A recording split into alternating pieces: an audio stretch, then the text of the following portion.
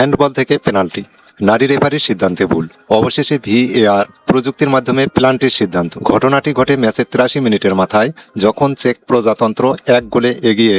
ঠিক তখনই সাউথ কোরিয়ার তেবহ মেকেয়ানা বল নিয়ে ডি বক্সের ভিতরে ঢুকে যায়।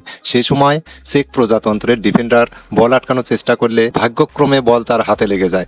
প্রথমে নারী রেফারি খুব দ্রুত কোনো সিদ্ধান্ত না নিয়ে খেলা চালিয়ে দেন, কারণ ঘটনাটা পরিষ্কারভাবে দেখা যাচ্ছিল না। কিছুক্ষণ পর ম্যাচে ভিএআর রিভিউ নেওয়া হয়। মাঠের বাইরে থাকা ভিডিও অ্যাসিস্ট্যান্ট রেফারি পুরো ঘটনাটা একাধিক অ্যাঙ্গেলে থেকে রিপ্লে করে দেখেন।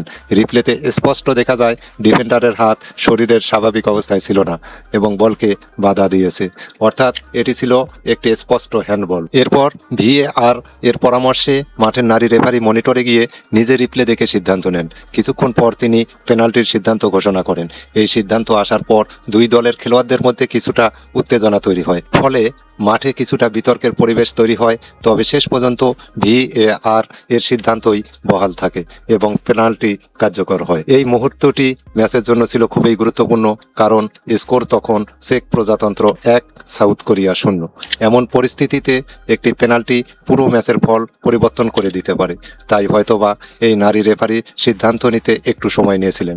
শেষ পর্যন্ত হ্যান্ডবলের জন্য পেনাল্টি শুট হলে সাউথ কোরিয়ার তেবহ মেকোয়ানা খেলা 83 মিনিটের মাথায় গোলটি করে খেলায় সমতা ফিরিয়ে আনেন। অপরদিকে চেক প্রজাতন্ত্রের মিচেল সেডিলেক খেলার প্রথমার্ধে 6 মিনিটের মাথায় গোল করে দলকে এগিয়ে নিয়েছিলেন। ফুটবলে হ্যান্ডবল সিদ্ধান্ত সবসময় আলোচনার বিষয় থাকে। কখনো এটা পরিষ্কার সিদ্ধান্ত হয়, আবার কখনো এটা নিয়ে বিতর্ক তৈরি হয়। আজকের ম্যাচেও সেই ধরনের একটি নাটকীয় পরিস্থিতি দেখা গেল। তো দর্শকরা, আরও ফুটবল আপডেট পেতে চ্যানেলটি সাবস্ক্রাইব করে পাশে থাকুন। ধন্যবাদ।